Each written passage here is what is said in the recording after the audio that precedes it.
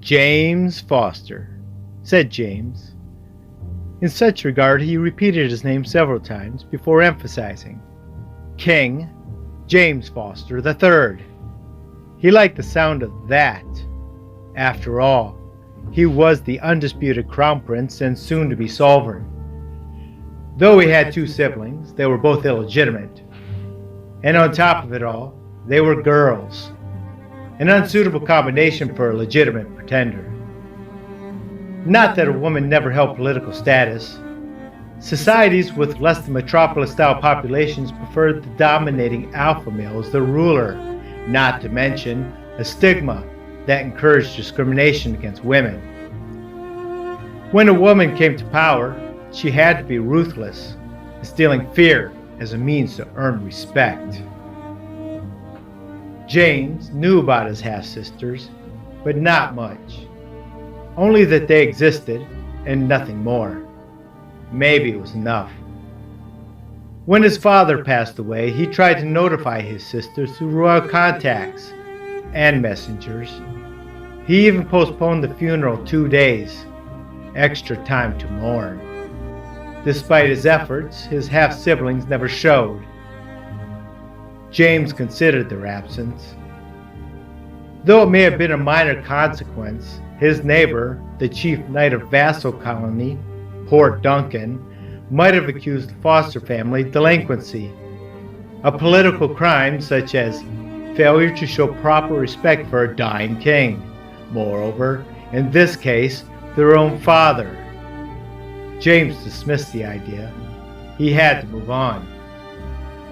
He'd never actually seen his sisters, but his father often talked about them. All this happened last week, when the king passed away. The doctor said he died from complications of pneumonia. It was abrupt, striking him viciously. King James Foster II never had a chance to recover. Everything was about to change for the Crown Prince. Just 2 days ago, and he would be the official king of Capital Foster. His wife, the Lady Annabelle, would be the official queen consort. For now, she was considered consort to the Crown Prince and daughter to the Baron of Cape Province.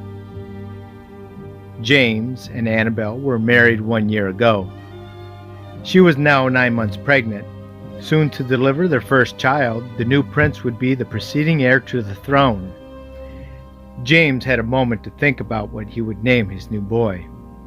As if it was going to be difficult, he whispered to himself, James Foster IV. It wasn't original, but he felt inclined to carry on a traditional name. He toyed with the idea while figuring he'd have at least 3 children, though he imagined they'd all be boys. He had plenty of time to think about it, nearly 9 months. 27 years old, soon to be king, and his whole life ahead of him. He had grieved considerably over his father's untimely death. And now, it was time for him to move on. There was a job to do, and the kingdom to rule. It was now post-funeral, and the kingdom was ready to get back to business.